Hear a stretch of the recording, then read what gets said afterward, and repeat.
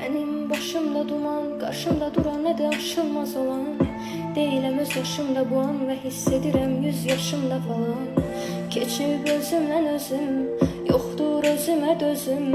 Hər şey bir süzüb və istəyirəm mən özümlə üzür. Ciyərə tüstü, zərərdir düzdür, neylək ağladı büzdülər. Gəlirsə birdən ani xəbər də vermədən hər şey üstümə bürünüb qaralara, sonra həyatdan istədim aralanam. İstəsəm günəşi yaradan axı günəşin xeyrinə qaradamaq. Dərdin nədir anlat, susqunluğa qərq olmaq nədir de. Məni məhv edən az şey varmış kimi sən onlardan biri də. Yox buna bulunardı, attığın güllə qəlbimi yardım. İndi tək başıma qaldım, bu eşqə lazım təcili yardım. Neçə il aylar, neçə həftə itirmişəm hansı tərəfdə ürək. Önümdə hamısı vərəqlər, sevgi kitabının yarısıdır səhvlər. Söz gedə bilməz daha öfdən, inanmıram səni sildim ürəkdən. Hər şey şiirlərimdədir, yazmışam hamısını dəftər dəftər.